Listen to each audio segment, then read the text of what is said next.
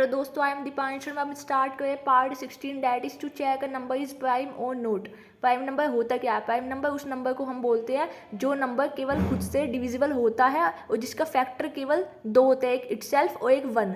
ठीक है, क्योंकि कोई भी नंबर वन से डिविजिबल तो हो ही सकता है, प्लस वो अपने आप से ही डिविजिबल होगा। उस नंबर को हम बोलते हैं प्राइम नंबर जिसके दो फैक्टर होते हैं। तो हमने यहाँ पे सबसे पहले हेडर फाइल्स को इंक्लूड कर लिया है, stdio एंड conio। अब हमने मेन फंक्शन बनाया जिसका रिटर्न टाइप हमने लिया है यहाँ पे इंटीजर टाइप। तो हमने यहाँ पे रिटर्न 0 दे दिया क्योंकि कुछ ना कुछ हमें रिटर्न कराएंगे अगर हमने उसका टाइप इंटीजर रखा है। उसके बाद मैंने यहाँ पे गेट स्टेज फंक्शन का यूज़ किया to clear the output screen के लिए, क्लियर स्क्रीन फंक्शन का। और गेट स्टेज के लिए गेट स्टेज फंक्शन क्यों यूज़ करता है? To hold the output screen, क्योंकि हमें आउटपुट स्क्रीन तभी दिख पाएगी जब हम गेट स्टेज फंक्शन का यूज़ करेंगे। ये केवल टर्बो सी के लिए है। अगर आप देव C++ का यूज़ करेंगे तो वहाँ पे क्लियर स्क्रीन फंक्शन या गेट स्टेज फंक्शन या conio.h हेडर फाइल नहीं लगती है। वहाँ पे सिर्फ और सिर्फ stdio.h हेडर फाइल का हम यूज़ करते हैं। फिर मैंने यहाँ पे एक इंटीजर टाइप के दो वेरिएबल बनाए, एक नम एक आई वेरिएबल यूज़ हम करेंगे लूप चलाने के लिए, और नम वेरिएबल हमने यूज़ किया है यूज़र से रीड कराने के लिए वैल्यू की वो किस नंबर को चेक करना चाहता है। ठीक है, क्योंकि हमें यूज़र के थ्रू एक नंबर ले रहे हैं और हम उसको चेक कर रहे हैं कि वो नंबर प्राइम नंबर है या नहीं।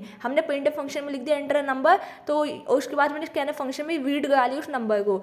हमने यहाँ पे लूप लगाया i = 1, 1 से स्टार्ट किया, i <= num। हमें जो i लूप है वो हम कहाँ तक चलाएंगे? जो भी नंबर यूज़र देगा वहाँ तक। और i की वैल्यू हमने यहाँ पे इंक्रीमेंट करा दी। उसके बाद इफ कंडीशन के अंदर हमने लिखा कि जो हमारा नम वेरिएबल है हमने यहाँ पे मॉड्यूलो ऑपरेटर का यूज़ करते हुए जो भी हमारी i की वैल्यू है, अगर हम नम जो भी मेरा नंबर है उसको अगर हम मोड कराएंगे i की वैल्यू के साथ, और अगर उसका जो मोड हमारा मोड ऑपरेटर हमेशा रिमाइंडर देता है, तो जो भी रिमाइंडर आएगा हम उसको चेक करेंगे क्या वो 0 के इक्वल है। अगर कंडीशन ट्रू हुई तो हम काउंटर वेरिएबल की वैल्यू में +1 कर देंगे। काउंट प्लस का मीनिंग होता है कि जो भी काउंट की वैल्यू है उसमें ++ कर देंगे। तो मैंने जहाँ पे डिक्लेरेशन किया था वेरिएबल का इंटीजर टाइप के नम और i बनाए थे, वहीं पर मैंने एक काउंट वेरिएबल बना दिया है, लेकिन मैंने ना अब इसको 0 से इनिशियलाइज नहीं किया है, तो ये करेक्ट आउटपुट नहीं देगा। अभी मैं आपको बाद में रन करके दिखाऊंगी। ठीक है, हमें इसको 0 से इनिशियलाइज करना पड़ेगा तभी तो +1 करेगा, नहीं तो गार्बेज वैल्यू में +1 कर देगा। ठीक है, और आपका जो आउटपुट है वो आपका गलत आउटपुट दिखाएगा।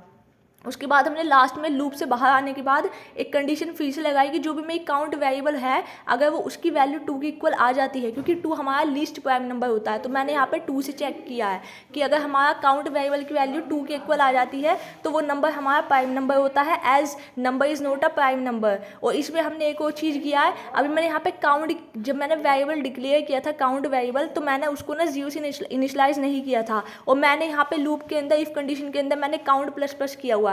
तो अब ये जो काउंट ++ है, अगर मेरी कंडीशन ट्रू भी होगी ना लूप में, तो वो काउंट ++ किस में गएगा? जो भी कोई गार्बेज कलेक्शन वैल्यू पड़ी होगी।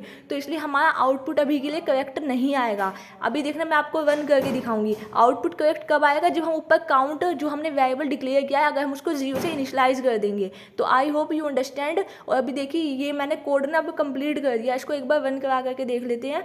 और इसमें हम कंपाइल कराएंगे सबसे पहले कि कोई एरर तो नहीं है। ठीक है, इसमें भी कोई एरर शो नहीं होगी क्योंकि ये हमने एकदम सही लिखा है, लेकिन इसमें ना हमारी लॉजिकल एरर है, कंपाइल टाइम एरर नहीं है, लॉजिकल एरर है। मीन्स हमने लॉजिक गलत लगाया। एंटर नंबर मैं लिखा 5, लेकिन 5 is not a prime number. इसने सही बता दिया कि हमारा जो 5 वो प्राइम नंबर नहीं है, लेकिन गलत है, 5 हमारा प्राइम नंबर है क्योंकि 5 केवल अपने ही टेबल से डिवाइड होता है, 1 से डिवाइड होता है। और 2 भी इसने गलत बता दिया। अब हम यहाँ पे अगर काउंट की वैल्यू क्या कर दे, 0 कर दे, जहाँ पर हमने वेरिएबल को डिक्लेयर किया है, तो हमारा आउटपुट एकदम सही आएगा। क्योंकि अगर काउंट की वैल्यू फॉर लूप के अंदर ++ होगी तो वो 0 में +1 करेगा तो 1 हो जाएगा। इसी तरीके से अगर वो 2 हो जाता है तो वो नंबर हमारा प्राइम नंबर कहलाएगा लास्ट में। देखिए 2 इज़ प्राइम नंबर, वापस एक बार 1 करा करके देख लेते हैं। Enter number 5 is prime number. एक और ऐसा नंबर करवा लेते हैं जो प्राइम नंबर नहीं हो, जैसे 8 is not a prime number. एक और करा करके देख लो 15 is not a prime number आना चाहिए। तो देखिए अब आपका लॉजिक एकदम सही काम कर रहा है। तो I hope you understand. Thank you so much. और इस वीडियो में बस इतना ही, आपको समझ में आया होगा कि प्राइम नंबर हम किसे कहते हैं, क्या इसका लॉजिक है। आप इसको एक बार ट्रायल एंड रन करा के जरूर देखिएगा। धन्यवाद।